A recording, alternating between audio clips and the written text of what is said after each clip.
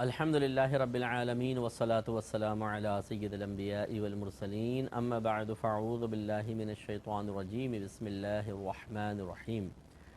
الحمدللہ الہادی پروگرام میں جہنم کا تذکرہ چل رہا تھا اور ہم سورۃ الفرقان کی کچھ آیات آپ کی خدمت میں ذکر کر رہے تھے جن میں اللہ تبارک و تعالی نے اپنے نیک بندوں اور ان کے اچھے ان اعمال کا ذکر کیا ہے جو انہیں جہنم سے محفوظ رکھنے والے ہیں، اور اس کے برعکس پھر یہ بیان فرما دیا کہ جو ان اعمال کو جو ان چیزوں سے دور ہوگا وہ جہنم میں جائے گا، بلکہ بروز قیامت اس کا عذاب اگر وہ کافر ہوا تو پھر اس کا عذاب دو گنا کر دیا جائے گا اور ہمیشہ اس میں ذلت سے رہے گا۔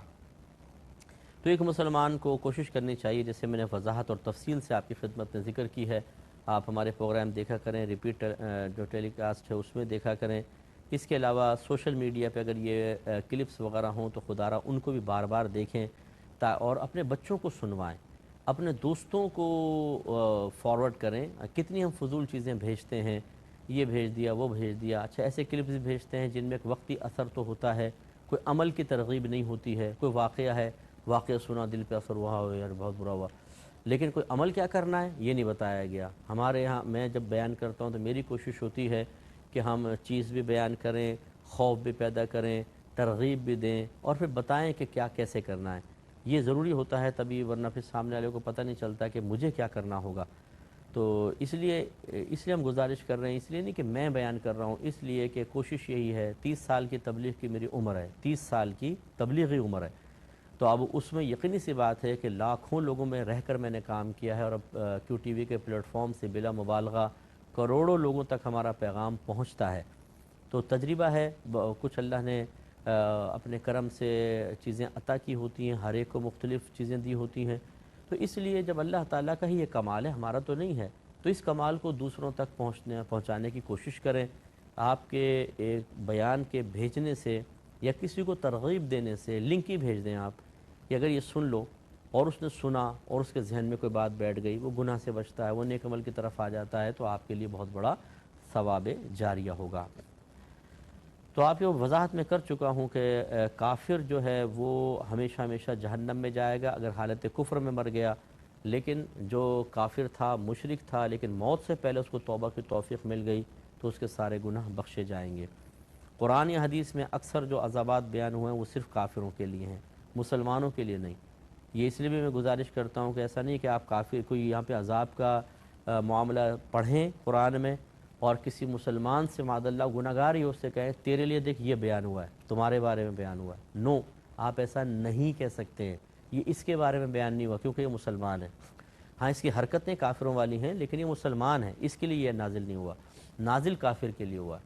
اسی لیے جب میں سمجھاتا ہوں تو میں فوراً وضاحت کرتا ہوں کہ یہ کافر کے لیے ہے، مسلمان کے لیے نہیں ہے، یوں تاکہ آپ نہ سمجھیں کہ مسلمان، میں یہ کہنا چاہ رہا ہوں کہ یہ مسلمانوں کی سزائیں ہیں۔ یہ قرآن میں تحریف ہوگی، تبدیلی، انسانی تصرف سے جو قرآن میں تبدیلیاں پیدا کی جاتی ہیں اس کو تحریف کہہ دیتے ہیں۔ تو یہ چاہے آپ لفظ بگاڑ دیں، چاہے جو آیت کا مقصود اور مفہوم ہے اس کو کچھ اور کہہ کر بیان کر دیں، غلط ہے۔ جیسا اب یہ نا لعنت اللہ علی الکاذبین، جھوٹوں پر اللہ کی لعنت، یہاں ہر عام جھوٹا مراد نہیں ہے، وہ جو اللہ تعالیٰ کی ذات کو جھٹلائے، رسول کے رسول ہونے کو جھٹلائے، جو قرآن کا انکار کرے، وہ لوگ مراد ہیں، یعنی کافر۔ اور ہم مسلمانوں میں کوئی جھوٹ بول رہا ہو نا، کہتے ہیں تم نے سنا نہیں لعنت اللہ علی الکاذبین، اس پہ بول دیتے ہیں۔ اسی طرح لعنت اللہ علی الظالمین، تو ظلم سے مراد یہاں کفر و شرک والا ظلم ہے، ہر ظلم نہیں ہے۔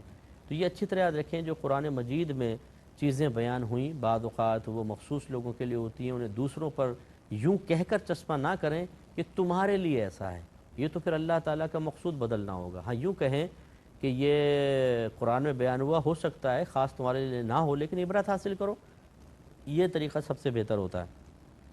تو اللہ تعالیٰ نے اپنے کچھ بندوں کا ذکر کیا، ان کے اعمال و افعال کا، اور اس کے بعد ثابت فرمایا کہ جہنم سے دور رہیں گے، لیکن جو ایسے اعمال اختیار کرے گا وہ جہنم میں جائے گا۔ تو اب یہ برکت کے لیے کچھ آگے جو آیات ہیں وہ میں ذکر کر رہا ہوں۔ اللہ نے ان سے ایسے اعمال اختیار کر لیے گئے ہوں، پھر بھی ان افراد سے بعض کا استثناء کر دیا، انہیں اس گروہ سے باہر نکال دیا۔ کیسے؟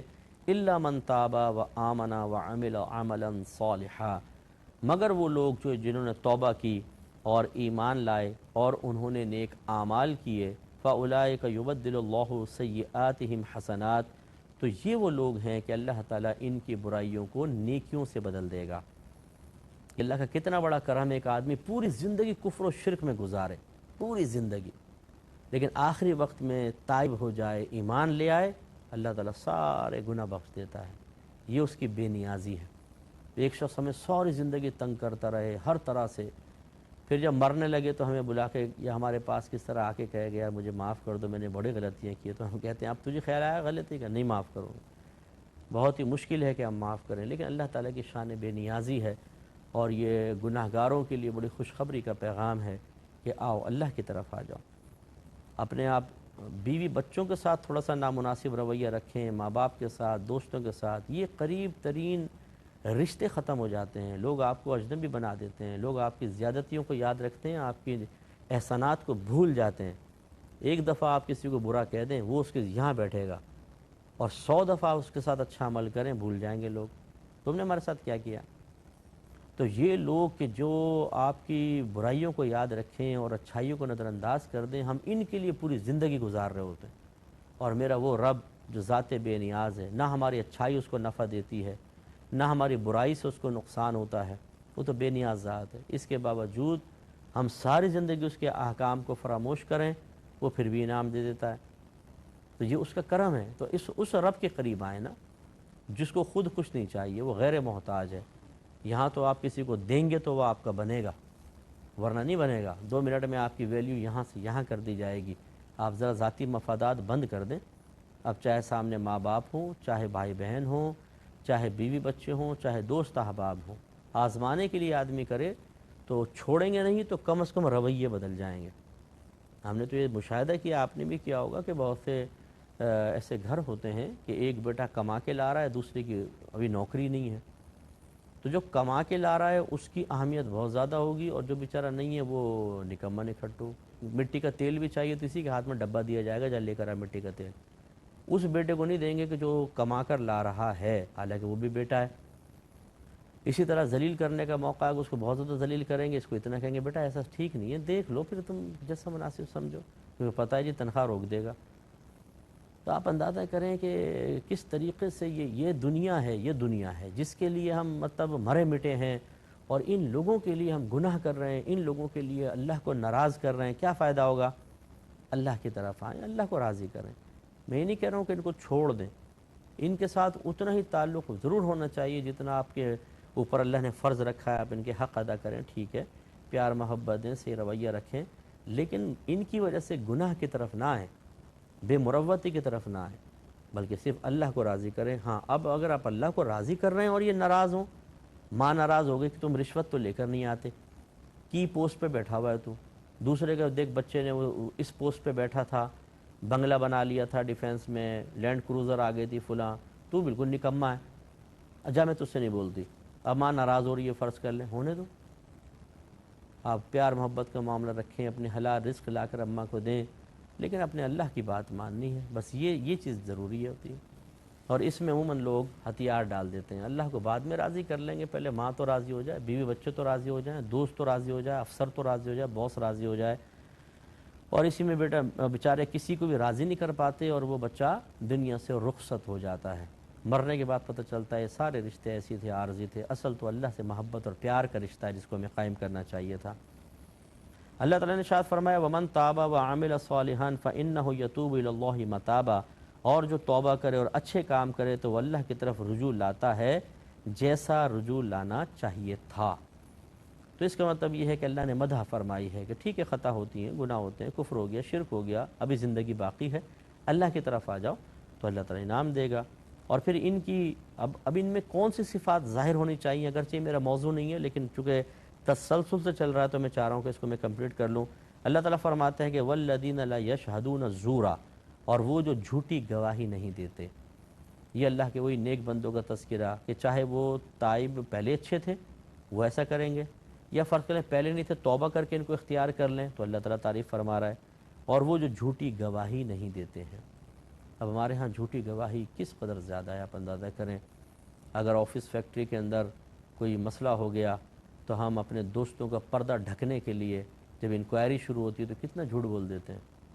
دوست کہتا ہے یار جھوٹ بول دی یار تو دیکھ یار میری نوکری چلی جائے گی. ہاں بے فکر رہے, اللہ ناراض ہو کوئی بات نہیں, رسول ناراض ہو کوئی بات, تم تو راضی ہو جاؤ گے, میں تمہارے لیے جھوٹی گواہی دوں گا. حالانکہ حرام اور گناہ کبیرہ جھوٹی گواہی. اگر آپ سمجھتے ہیں کہ جھوٹی سچی گواہی دینے میں فتنہ انتشار ہوگا, خاموش ہو جائیں, جھوٹی بھی نہ دیں. بولے میں نہ تیرے خلاف بولوں گا نہ تیرے حق میں بولوں گا, چل میں اتنا کر سکتا ہوں. لیکن یہ نہیں کر سکتے کہ جھوٹی گواہی دیں.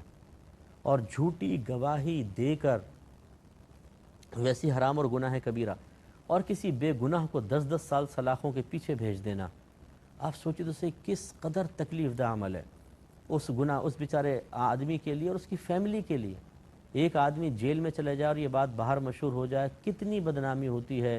اس کی بچیوں سے شادی کرنے کے بارے میں لوگ 10 دفعہ سوچیں گے, اس کے بچے جہاں سے گزریں گے ان پہ آوازیں کسی جائیں گی, پورے خاندان میں معروف ہو جائے گا کہ بھئی ان کا باپ تو جیل میں ہے. اب بیچارہ بے قصور ہے, لوگ ماننے کے لیے تیار نہیں بھئی ایسے کیسے ہو سکتا ہے کہ بے قصور جیل میں ڈال دیں. ایسے جو لوگ ہوتے ہیں, میں اب یہ بد دعا تو نہیں دے سکتا ہوں کہ اللہ تعالیٰ ان پر بھی ایک ایسا جھوٹا کیس بنا دے اور یہ جیل میں پہنچے اور پھر یہ اسی طرح قسمیں کھا کر اپنی بے گناہی کو ثابت کرنے کی کوشش کر رہے ہیں اور لوگ رد کر, تو پتہ چلے کہ تکلیف کیا ہوتی ہے.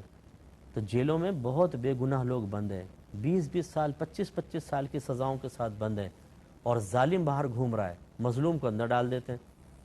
ساس جو ہے وہ بہو کے اوپر جھوٹا الزام لگاتی ہیں بعض اوقات, اور جو بچیاں ہوتی ہیں وہ امی کی تائید کر رہی ہوتی ہیں, ہاں امی ٹھیک کہہ رہی ہیں. اب بھائی پوچھ رہا ہے کہ اب بیچارہ آدم کا بیٹا بیچ میں پھنس جاتا ہے, ایک طرف ماں ایک طرف بیوی ہے. اب ماں الزام لگا رہی ہے اس نے مجھے یوں مارا تھا, اس نے مجھے برا بھلا کہا تھا یہ. اب وہ بیٹا پریشان, وہ بہنوں سے پوچھتا ہے, ہاں وہ کہتی ہیں ہاں بالکل مارا تھا. یہ ہے جھوٹی گواہی, حرام اور گناہ کبیرہ. اپنی ماں کو بچانے کے لیے اپنی ماں کے ساتھ کوئی فیور میں جھوٹی گواہی کس نے جائز قرار دی ہے؟ آپ سچی بھی نہ دیں چلے, اگر سمجھتے ہیں کہ ماں بعد میں ناراض ہوگی اور یہ ہوگا وہ ہوگا, یا بھابھی کے سامنے ماں کی انسلٹ ہو جائے گی, خاموش ہو جائیں, نہ جواب دیں. اگرچہ بھائی سمجھ جائے گا کہ خاموش ہے تو اس کا مطلب ماں نے جھوٹا الزام لگایا. ایسے ہی بیوی ہوتی ہے بعض اوقات, وہ جھوٹا الزام لگا کے کسی فریق کو اپنا گواہ بنا رہی ہوتی, دوسری بھابھی کو بنا لیا, فلاں کو بنا لیا, غلط ہے. تو یہ جھوٹی گواہی کا نظام ختم ہونا چاہیے. یہ گھروں میں بھی ہے اور بہت سی جگہوں پر.